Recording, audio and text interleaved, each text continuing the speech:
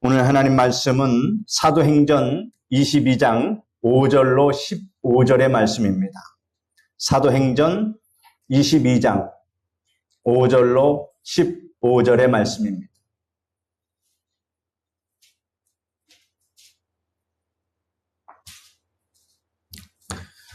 (5절로 15절까지의) 말씀을 읽어드리겠습니다. 이에 대제사장과 모든 장로들이 내 증인이라. 또 내가 그들에게서 다메섹 형제들에게 가는 공문을 받아가지고 거기 있는 자들도 결박하여 예루살렘으로 끌어다가 형벌받게 하려고 가더니, 가는 중 다메섹에 가까이 갔을 때에 오정쯤 되어 호련히 하늘로부터 큰 빛이 나를 둘러 비치매, 내가 땅에 엎드러져 들으니 소리 있어 이르되, 사울아 사울아 내가 왜 나를 박해하느냐 하시거늘, 내가 대답하되 주님 누구시니까 하니 이러시되, 나는 내가 박해하는 나사렛 예수라 하시더라. 나와 함께 있는 사람들이 빛은 보면서도 나에게 말씀하시는 이의 소리는 듣지 못하더라. 내가 이르되 주님 무엇을 하리이까? 주께서 이르시되 일어나 다메섹으로 들어가라. 내가 해야 할 모든 것을 거기서 누가 이르리라 하시거늘, 나는 그 빛의 광채로 말미암아 볼 수 없게 되었으므로 나와 함께 있는 사람들의 손에 끌려 다메섹에 들어갔노라. 율법에 따라 경건한 사람으로 거기 사는 모든 유대인들에게 칭찬을 듣는 아나니아라 하는 이가 내게 와 곁에 서서 말하되, 형제 사울아 다시 보라 하거늘 즉시 그를 쳐다보았노라. 그가 또 이르되, 우리 조상들의 하나님이 너를 택하여 너로 하여금 자기 뜻을 알게 하시며 그 의인을 보게 하시고 그 입에서 나오는 음성을 듣게 하셨으니, 네가 그를 위하여 모든 사람 앞에서 내가 보고 들은 것의 증인이 되리라. 아멘. 오늘은 필수적인 신앙 체험, 이러한 제목으로 말씀해 드리겠습니다. 기독교는 체험의 종교입니다. 오랜 신앙 생활 가운데 여러분들도 많은 신앙 체험을 하였을 줄 압니다. 기독교 신앙은 체험을 통해서 믿음이 성장한다고 해도 과언이 아닙니다. 성경에 보면 하나님께 쓰임받은 사람들은 한결같이 하나님을 만나는 체험을 가졌고, 이러한 체험들이 각자의 신앙과 활동에 지대한 영향을 끼쳤음을 우리는 알 수 있습니다. 모세는 호렙산 떨기나무 가운데서 임재하신 하나님을 만나는 체험을 가졌습니다. 모세가 장인 이드로의 양무리를 끌고 광야에서 서편으로 가다가 떨기나무가 불타는 것을 보게 되었습니다. 그런데 나무는 그대로 있었습니다. 이상한 생각이 들어서 가까이 다가가자 불타는 떨기나무 가운데 임재하신 하나님께서 모세야 모세야 하고 모세를 부르십니다. 모세가 제가 여기 있습니다 라고 대답하자 하나님께서 이같이 말씀하셨습니다. 이리 가까이 하지 말라. 내가 선 곳은 거룩한 땅이니 네 발에서 신을 벗으라 말씀하십니다. 모세는 이때로부터 시작해서 계속해서 하나님을 만나는 체험을 갖게 됩니다. 이로 말미암아 그의 믿음은 더욱더 굳세지고 불타는 사명감을 가지고 이스라엘 백성들의 지도자로 그 책임을 다하게 됩니다. 여호수아는 여리고성 가까이에서 여호와의 군대 장관을 만나는 체험을 합니다.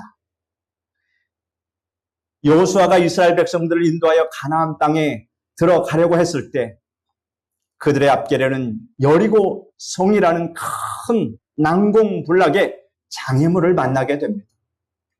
이를 어떻게 해야 할지 걱정하며 여호수아가 여리고성에 가까이 다가갔을 때 한 사람이 칼을 빼들고 그 앞길을 막아섰습니다. 여호수아가 그에게 말하기를, 당신은 우리를 위함입니까? 아니면 적군을 위합니까? 이렇게 물었습니다. 그가 말하기를, 아니라 나는 여호와의 군대 장관으로 이제 왔느니라. 내가 선 곳은 거룩한 곳이니 네 발에서 신을 벗으라. 이렇게 말했습니다. 이같이 하여 여호수아는 하나님의 임재를 체험했습니다. 그는 그 체험을 통해 담력을 얻고 하나님의 능력을 얻어서 이스라엘 백성들을 가나안 땅으로 인도했습니다. 엘리야는 갈멜산 위에서 불로 응답하시는 하나님을 체험했습니다. 엘리야는 이스라엘 백성들 앞에서 바알 선지자들과 겨루었습니다. 바알 선지자들과 엘리야가 각각 제물을 드리고 그 제물에 불로 응답을 하시느냐, 응답하지 않느냐로 참 하나님이 누구이신가를 그렇게 결정하기로 했습니다. 백성들이 다 이에 동의하고 좋다고 했습니다. 바알 선지자들이 하루 종일 자신들의 신의 이름을 부르며 아무리 부르짖어도 그들이 드린 그 제물 위에는 불이 내리지 않았습니다.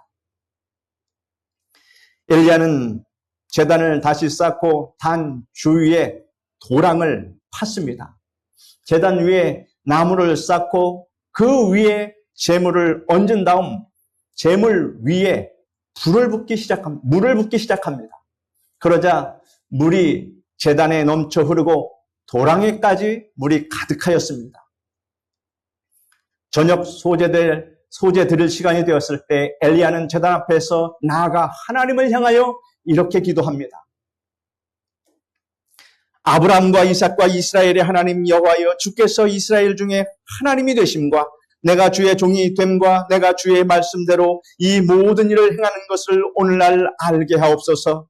여호와여, 내게 응답하소서. 이 백성으로 주 여호와는 하나님이신 것과 주는 저희의 마음으로 돌이키게 하시는 것을 알게 하옵소서. 이와 같이 기도합니다. 바로 그때 갑자기 하늘에서 여호와의 불이 내려와 재물과 나무와 돌과 흙을 태우고 도랑에 있는 물도 다 핥았습니다. 이러한 체험을 통해서 담대해진 엘리야는 바알 선지자들을 모두 죽이고 이스라엘 백성들을 하나님께로 돌아오게 했습니다. 훗날 사도가 된 청년 사울은 다메섹 도상에서 찬란하고 강렬한 빛을 받아 거꾸러진 후에 그 자리에서 부활하신 그리스도를 만나는 체험을 했습니다. 그는 다메섹에 있는 기독교인들을 잡아오기 위해 다메섹으로 가고 있었습니다. 그가 다메섹에 가까이 갔을 때 갑자기 하늘에서 빛이 비춤으로 놀라 땅에 엎드렸을 때 사울아 사울아 내가 어찌하여 나를 핍박하느냐 하는 주님의 음성이 들렸습니다.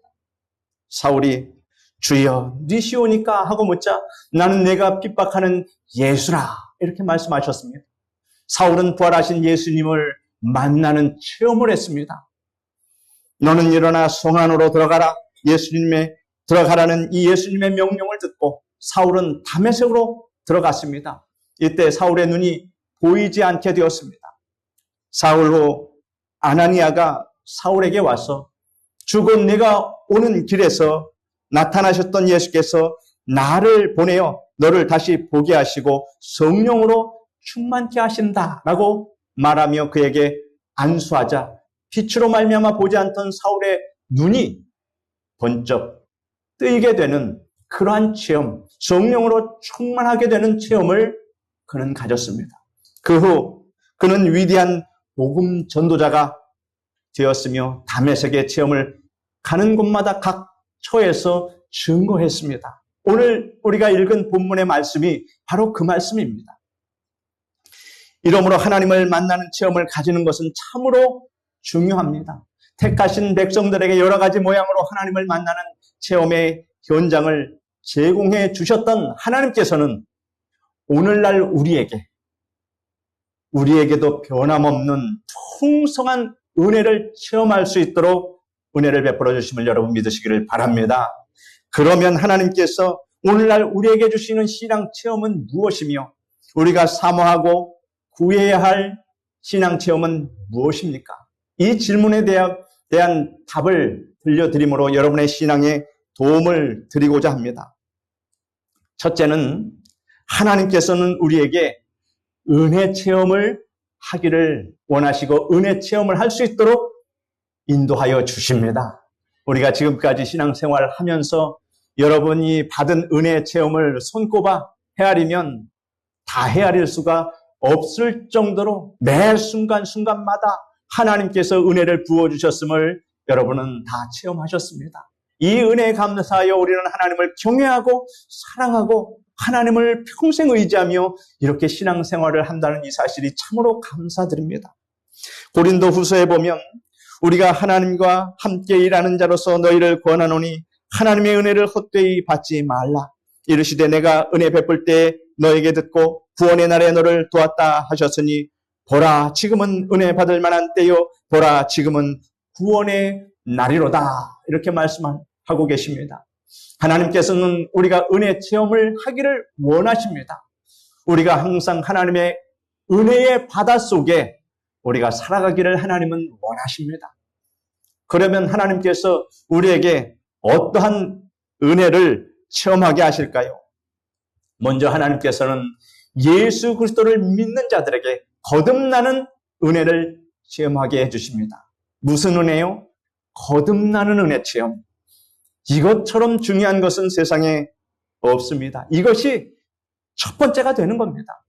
거듭나면 완전히 새로운 사람으로 사람 자체가 바뀌게 됩니다. 성품도 바뀌게 됩니다.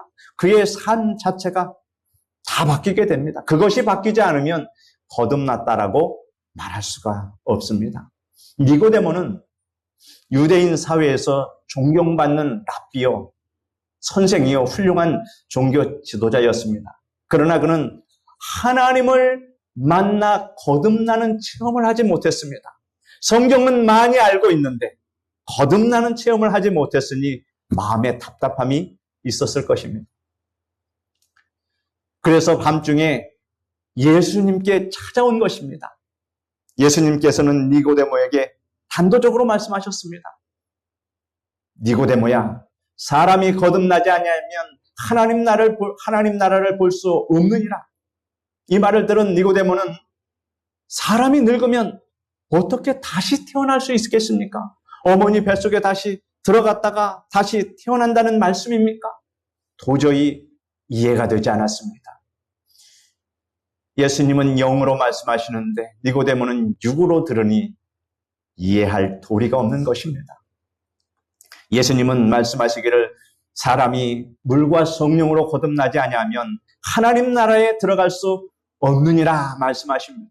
예수님께서 거듭남이 얼마나 중요한가를 설명하시고 거듭나는 길도 안내해 주셨습니다. 우리가 하나님께로 받은 은혜 중 가장 큰 은혜는 거듭나는 은혜입니다. 우리는 거듭남으로 새로운 존재가 되었음을 믿으시기를 바랍니다. 고린도 후서에 보면 그런즉 누구든지 그리스도 안에 있으면 새로운 피조물이라. 이전 것은 지나갔으니 보라 새 것이 되었도다라고 말씀하고 계십니다. 우리가 새로운 존재가 된 것은 하나님의 자녀가 되었다는 말씀입니다. 성경에 요한복음 1장에 보면 영접하는 자 곧 그 이름을 믿는 자들에게는 하나님의 자녀가 되는 권세를 주셨으니 이는 혈통으로나 육적으로나 사람의 뜻으로 나지 않냐고 오직 하나님께로서 난 자들이니라 라고 기록하고 있습니다. 그러므로 여러분은 하나님께로부터 난 하나님의 거룩한 백성인 것을 확신하시기를 바랍니다. 그런데 우리가 거듭남의 체험을 어떻게 알 수 있을까요? 이거를 알 수 있으면 내가 거듭났다라는 증거가 확실히 있으면 더 확실한 믿음을 갖고 있을 텐데 하는 생각을 갖고 계시는 분들을 위해서 제가 말씀을 드리겠습니다. 하나님을 부를 때에 아버지로 부르는 사람은 거듭남의 체험을 한 것입니다. 하나님 아버지.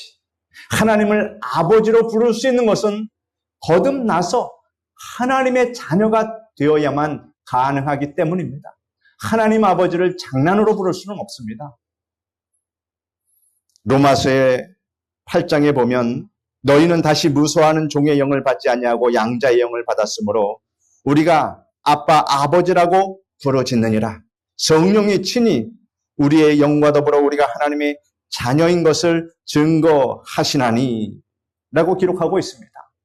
여러분, 우리가 성령으로 받고 거듭났기 때문에 우리가 하나님 아버지로 부를 수 있음을 여러분 확신하시기를 바랍니다. 그러므로 꺼리낌 없이 나는 거듭난 사람이다 라는 이러한 확신과 자부심을 가지시기를 바랍니다.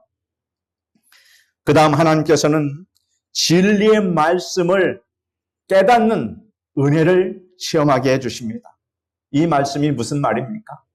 우리가 평상시에 늘 듣던 말씀인데 어느 순간 그 말씀이 오늘따라 내게 더욱더 큰 감동과 은혜를 주시는 말씀으로 그렇게 다가온다 그런 얘기입니다.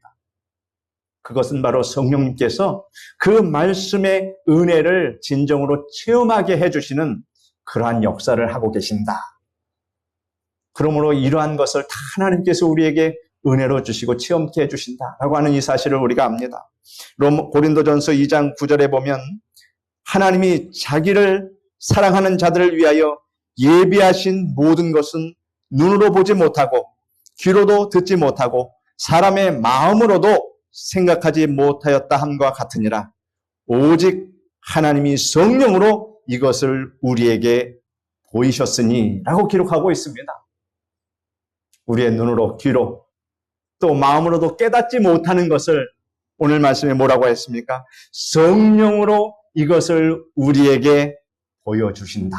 그러므로 하나님께서 우리에게 이러한 신앙 체험을 하게 해주신다라고 하는 이 사실을 우리는 확실히 알 수 있습니다. 하나님께서 우리에게 지혜와 계시의 영을 부어주셨습니다. 그러므로 우리는 성령을 통하여 하나님께서 우리를 위해 예비하신 모든 것을 보고 깨달아 알므로 하나님의 은혜를 체험하게 되는 것을 여러분 확신하시기를 바랍니다. 시편에 보면 시편 기자가 이렇게 말합니다. 주의 말씀의 맛이 내게 어찌 그리 단지요 내 입에 꿀보다 더하니이다. 주의 말씀보다 더 맛난 꿀은 없다라고 하는 이 고백이 여러분의 고백이 되시기를 바랍니다. 여러분이 힘쓰고 모여서 하나님께 예배드리고 말씀을 들을 때마다 하나님께서 여러분에게 은혜를 주십니다. 세상에서 깨닫지 못했던 신비하고 놀라운 말씀의 진리를 깨닫게 해주심으로 하나님 말씀이 여러분에게 꿀처럼 달게 느껴지는 것입니다. 초신자 때에는 말씀이 참으로 힘들고 어렵습니다. 그런데 말씀을 듣다 보니까 나도 모르게 하나님께서 그 말씀에 참으로 단맛을 알게 하시고 그 말씀에 참 감동케 하시고 하나님 말씀을 듣는 것이 세상의 어떤 말 듣는 것보다도 더 행복하고 은혜롭고 좋다라는 이 고백을 하게 되는 날이 오게 된다 그런 얘기입니다. 여러분은 이러한 고백을 하는 성도임을 믿습니다. 여러분은 오늘 예배에서 은혜 받았다 이런 말들을 서로 나눌 때가 있습니다. 오늘 말씀에 참 은혜 받았다. 여러분 그런데 그 은혜가 무엇입니까?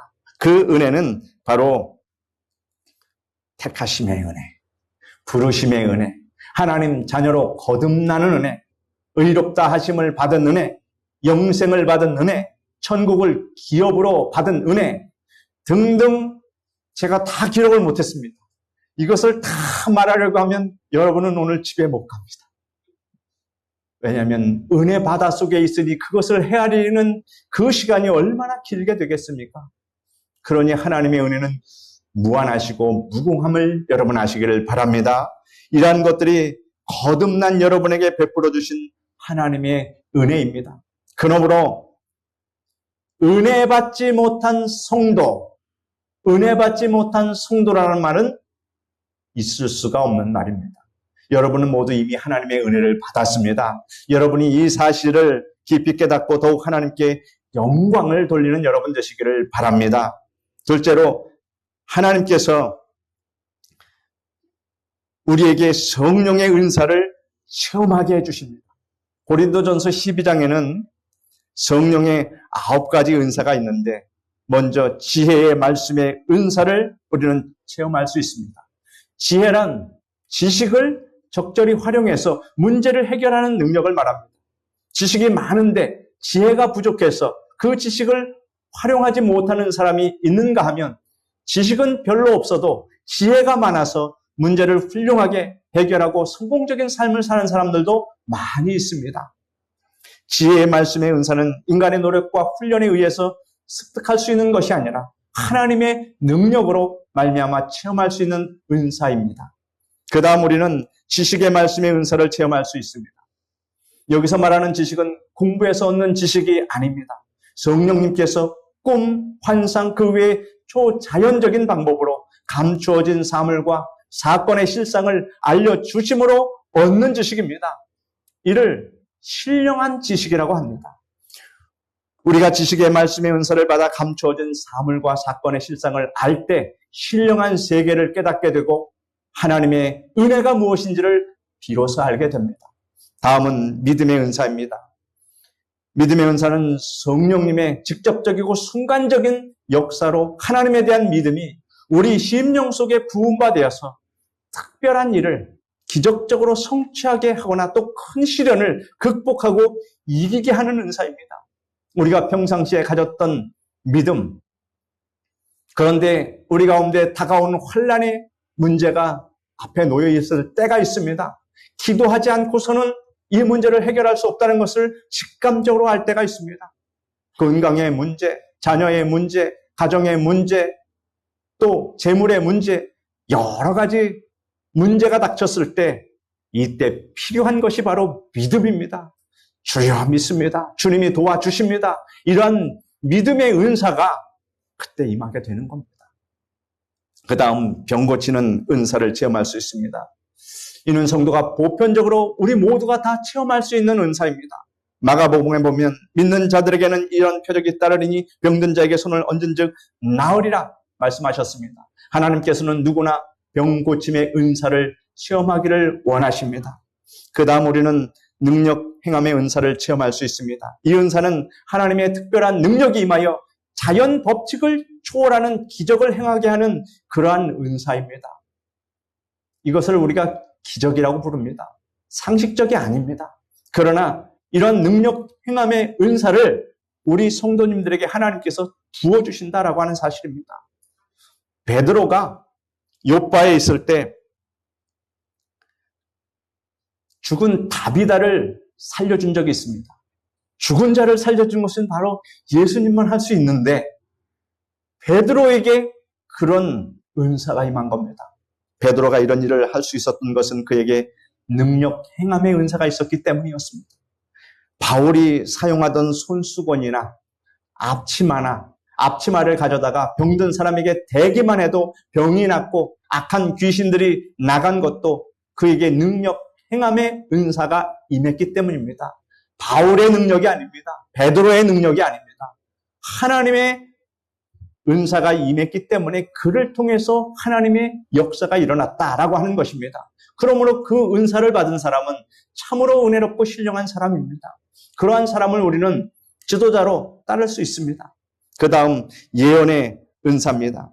하나님께서 미래에 일어날 일들을 말하는 선지적인 예언과 또 덕을 세우고 권면하며 안위하는 목회적인 예언을 우리에게 주십니다. 예언은 우리가 성경의 교훈과 말씀을 받아들이고 깊은 신앙으로 나아가게 하는 데 큰 도움을 줍니다. 그러나 어떠한 예언도 성경 말씀에 따라 분별되고 판단되어야 합니다. 모든 예언은 바로 하나님 말씀 속에 다 이미 예언되어 있고 이 말씀 밖의 예언은 우리가 가치를 칠 수 없습니다. 항상 하나님 말씀 안에서 우리가 예언의 은사를 받는다라고 하는 사실을 아시기를 바랍니다.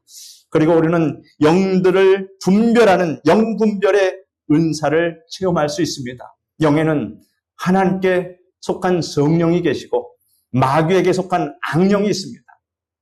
악령에게는 더러운 영, 악한 영, 거짓말하는 영, 미혹하는 영, 병들게 하는 영, 점치는 영들이 있습니다. 그러므로 이 영분별의 은사를 가지고 있으면 세상을 판단할 수 있는 능력이 생깁니다.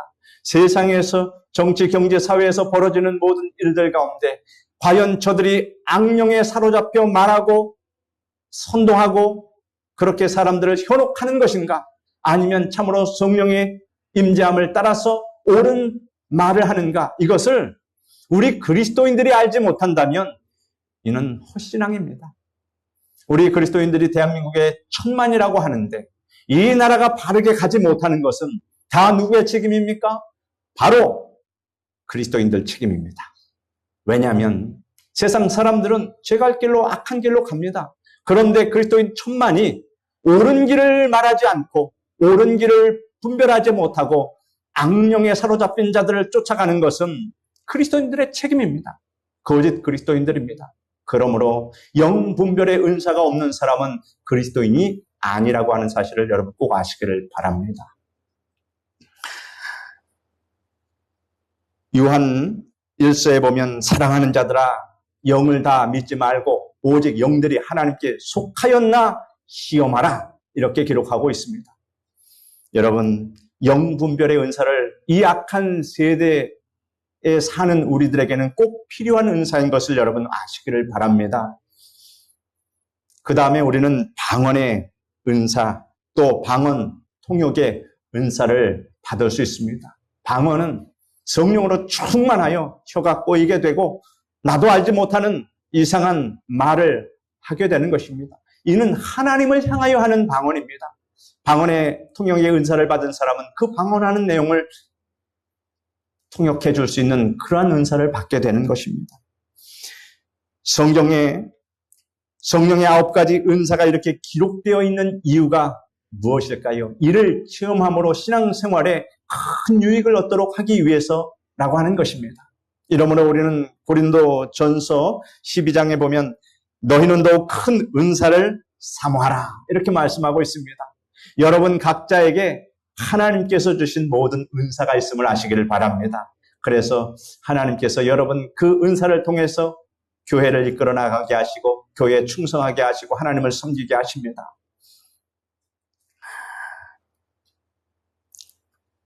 셋째로 하나님께서는 우리에게 성령의 열매를 맺게 하십니다. 성경에 보면 성령의 9가지 열매에 대해 기록하고 있습니다. 갈라디아서 5장 22절에 오직 성령의 열매는 사랑과 희락과 화평과 오래 참음과 자비와 양성과 충성과 온유와 절제니 이 같은 것을 금지할 법이 없다라고 하는 것입니다. 하나님께서 성령의 충만함을 체험케 해주신다. 그러면 그 결과로 이런 아름다운 열매를 우리가 맺을 수 있도록 우리가 느낄 수 있도록 그렇게 해주십니다. 그러니 성령 충만하지 않으면 이 열매를 체험할 수가 없습니다. 그래서 우리 신앙생활 가운데 성령 충만을 우리 신앙의 최고봉으로 그렇게 놓고 거기에 기준을 맞춰서 우리 자신을 되돌아보면 됩니다. 이 기준을 말씀드리겠습니다. 먼저 사랑의 열매입니다. 이전에는 그렇지 않았는데 성령으로 말미암아서 하나님의 사랑이 우리에게 부어져 하나님의 사랑을 깨닫게 됩니다. 하나님의 사랑을 깨닫는 그 자체가 바로 사랑의 열매를 맺은 것입니다. 하나님의 사랑을 깨닫게 되면 결과가 어떻게 되겠을까요? 내 마음을 다하고 목숨을 다하고 뜻을 다하여 주 너희 하나님을 사랑하라 하신 그 말씀을 인생의 최대의 과제로 목표로 살아가는 그러한 인생이 됩니다. 여러분 우리 하나님을 최고로 사랑하는 여러분 되시기를 바랍니다. 또 하나님의 사랑이 우리에게 부어져 영혼을 사랑하게 되므로 때를 얻든지 못 얻든지 그저 전도하고 싶은 마음이 듭니다. 어느 권사님을 보면은 저와 같이 이렇게 동행할 때 보면 참 저보다도 어떻게 그렇게 전도를 잘하시는지 아는 사람이건 모르는 사람이건 만나면 예수 믿으세요. 예수 믿고 구원 받으세요. 교회 나오세요. 참 저보다도 그렇게 전도를 잘하니 참 그 권사님을 보면서 제가 은혜를 많이 받습니다. 권사님 제가 전할 말씀을 우리 권사님이 다 전하시네요. 그래서 참으로 은혜롭고 어떤 때를 만나든지 그저 사람을 만나면 전도하는 그러한 것이 아주 생활 습관 몸에 배인 그러한 신앙은 바로 하나님의 사랑을 깨닫기 때문입니다. 우리 그 다음에는 희락의 열매입니다.